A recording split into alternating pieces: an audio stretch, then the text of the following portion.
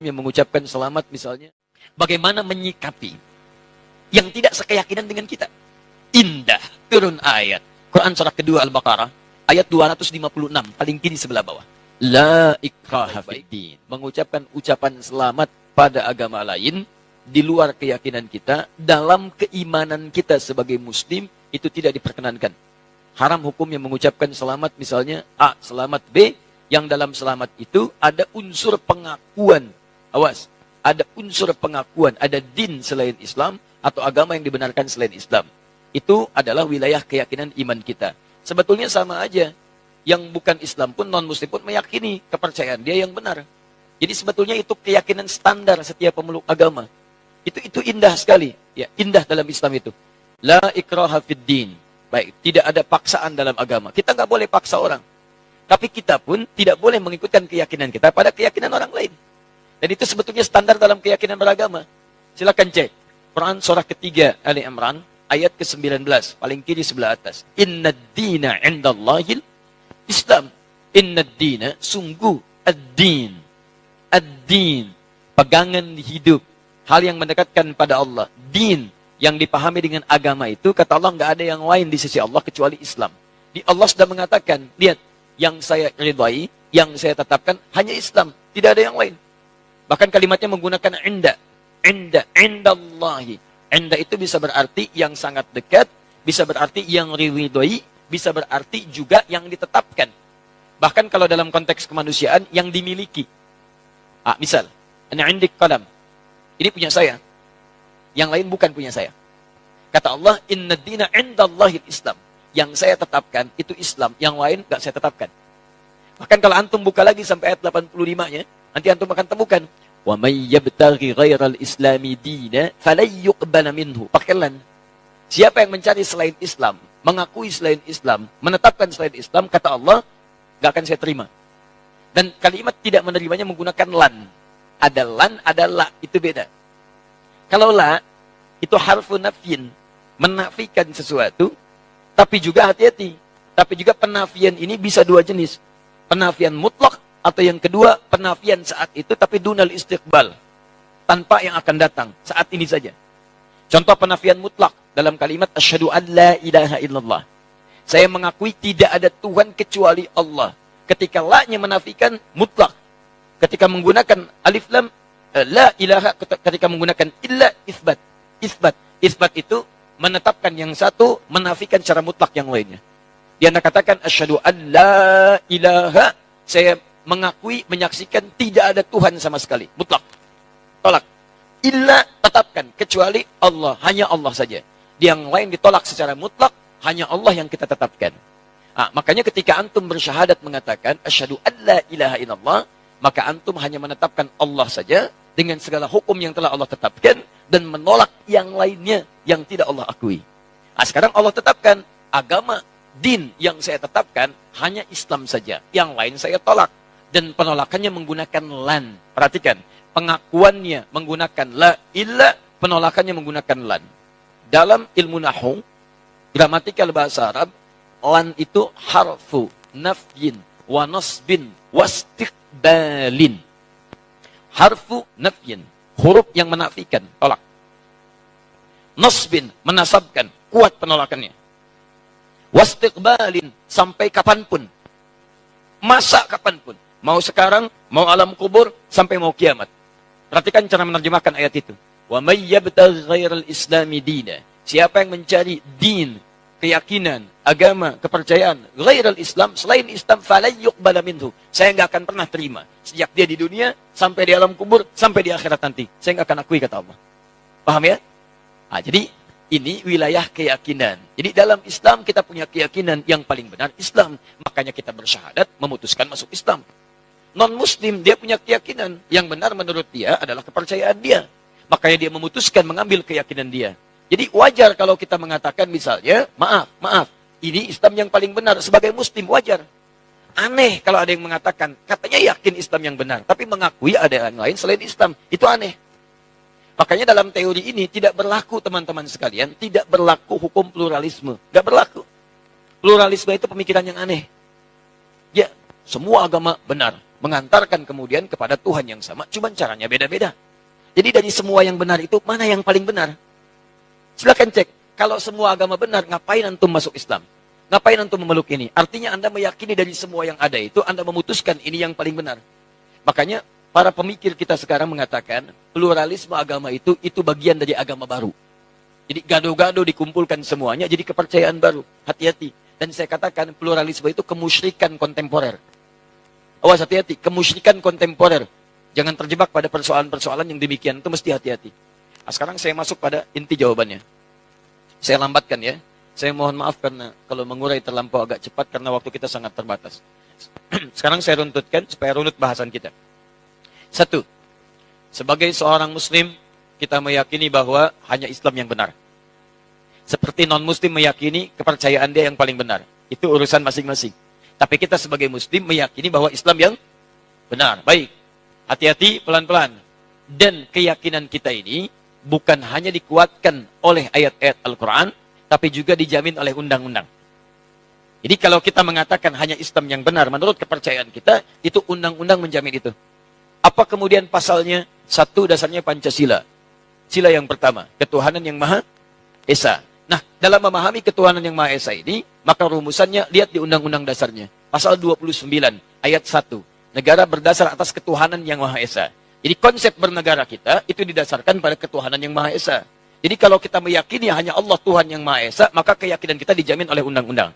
Dalam menjalankan keyakinan ini, diatur di pasal keduanya, di pasal 29 ayat keduanya.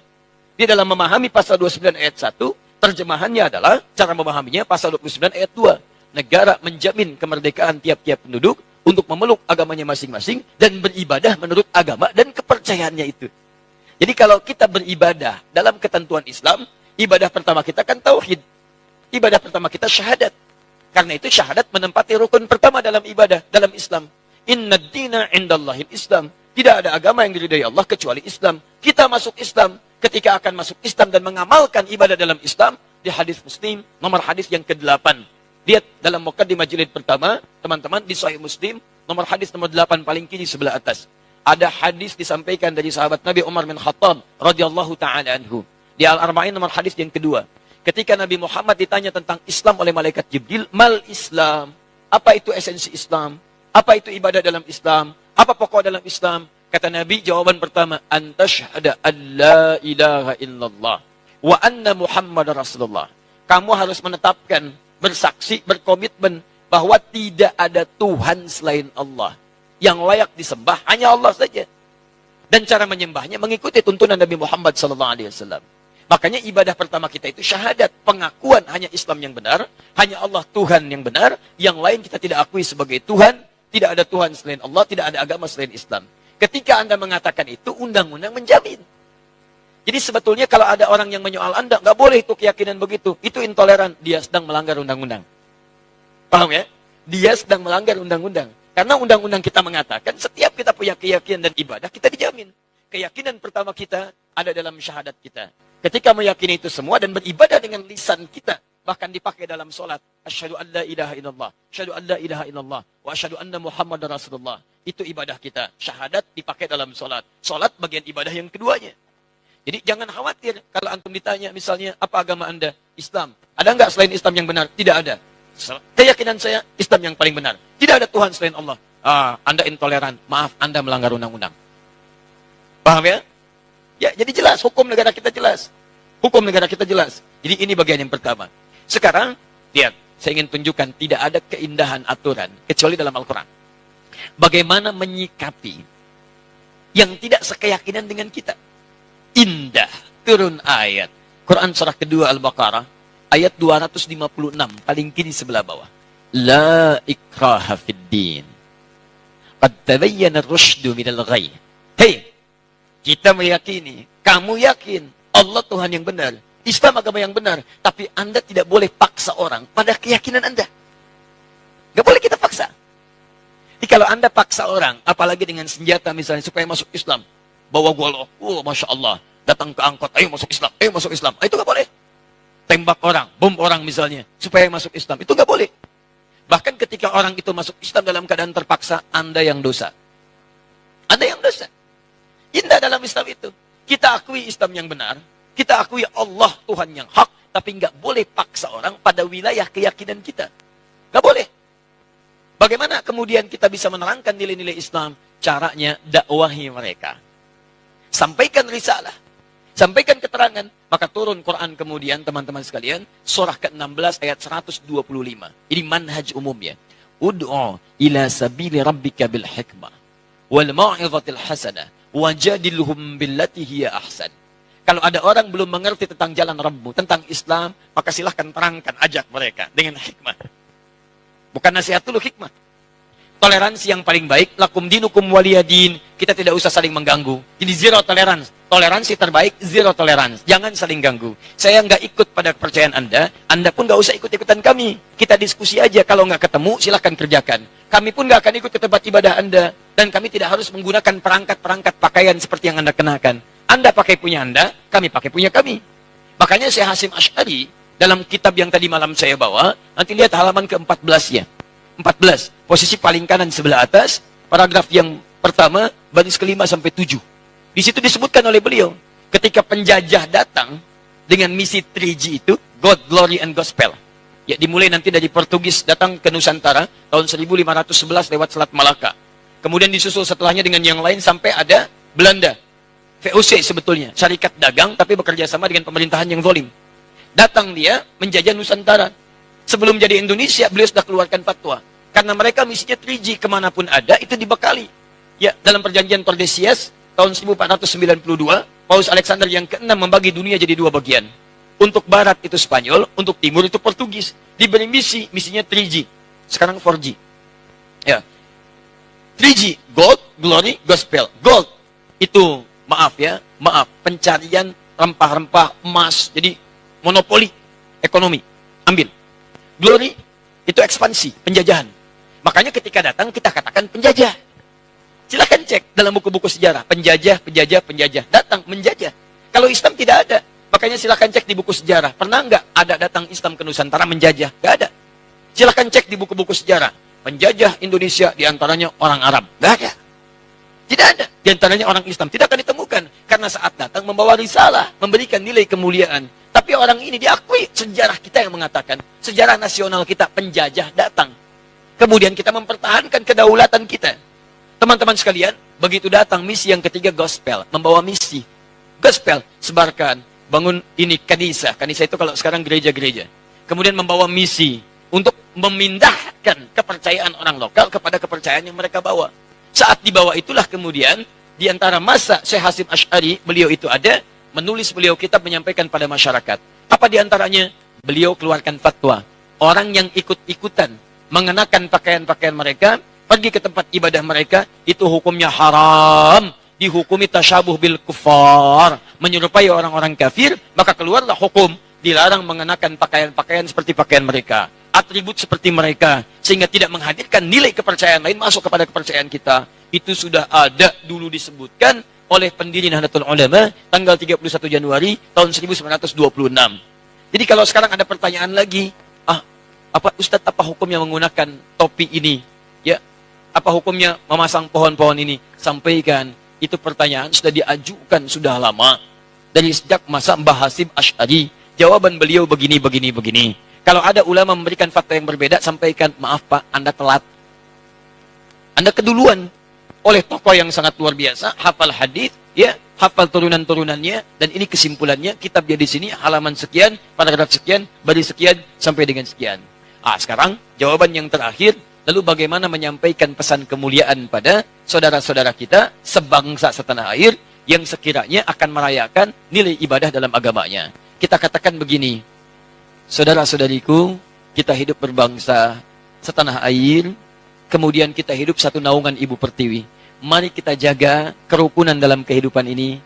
Kita saling tolong-menolong untuk membangun bangsa kita agar tumbuh menjadi bangsa yang maju, modern, terlibat dalam kehidupan dunia yang elegan. Namun kami bermohon maaf karena dalam bangsa ini ada Bhinneka Tunggal Ika, berbeda-beda tapi satu tujuan membangun bangsa, bukan tujuan membangun akhirat.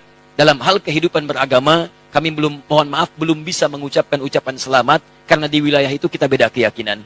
Dan ini dijamin oleh undang-undang, tapi mohon maaf sebesar-besarnya ketidakmampuan kami mengucapkan selamat bukan berarti hubungan kebangsaan kita pun harus kemudian menjadi, maaf, tumbuh sifat negatif, tumbuh sifat saling membenci. Tidak. Ini bagian ranah keyakinan kita saja, yang dengan itu kita saling menghormati.